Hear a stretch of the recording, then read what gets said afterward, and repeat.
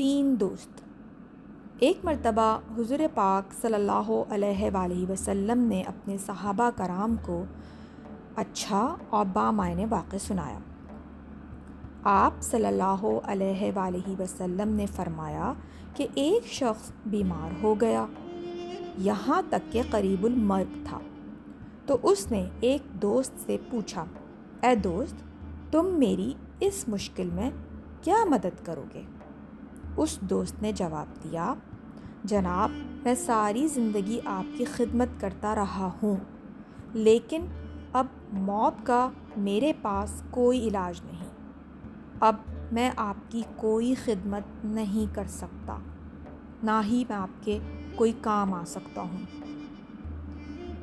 تو اس بیمار شخص نے اپنے دوسرے دوست کو طلب کیا اور اس کو طلب کر کے اس سے مدد کا کہا کہ آپ میری کیا مدد کر سکتے ہیں؟ جو دوسرا دوست تھا اس نے جواب دیا، میں تو آپ کے لیے صرف یہ کر سکتا ہوں کہ اگر آپ کا انتقال ہو جائے تو آپ کو نہلا دھلا کر اور خوشبو لگا کر آپ کی تدفین کر دوں گا، اس سے زیادہ مجھ سے کوئی امید مت رکھیے گا، اور اس سے زیادہ میں آپ کے لیے کچھ نہیں کر سکتا۔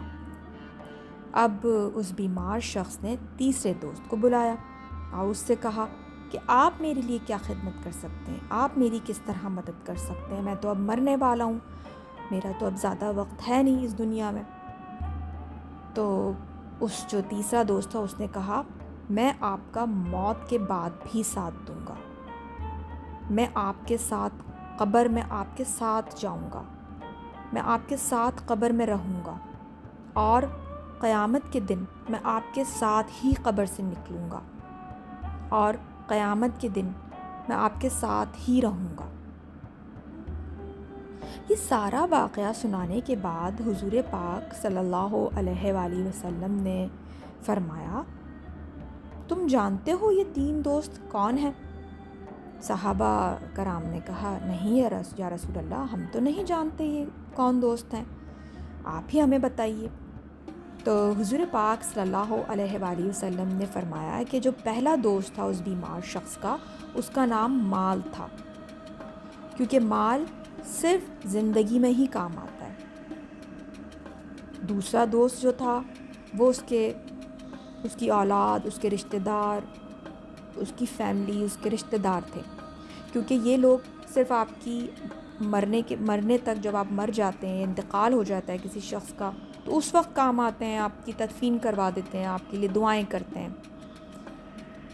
آپ کی 2-3 دن تک آپ کی قبر پر جاتے ہیں۔ تو یہ وہ رشتہ دار یا آپ کی اولاد وہ لوگ ہوتے ہیں، وہ عیال کہلاتے ہیں۔ اور تیسرے کا نام اعمال ہے، اعمال جو ہمیشہ انسان کے ساتھ رہیں گے، کیونکہ وہی اعمال جو وہ دنیا میں کرتا ہے تو وہی اس کے ساتھ قبر میں جاتے ہیں، اور وہی اس کو حشر کے دن اس کے ساتھ اٹھائے جائیں گے، اور انہی نامہ اعمال کے ساتھ وہ اللہ تعالیٰ کے سامنے پیش ہوگا۔ یا اللہ تعالیٰ ہمیں سیدھی، سچی اور نیک راہ پر چلنے کی توفیق عنایت فرما، اور ان لوگوں کے راستے پہ چلا جن پر تو نے انعام رکھا ہے اور جو تیرے راستے پر چلتے ہیں۔ آمین ثم آمین یا رب العالمین۔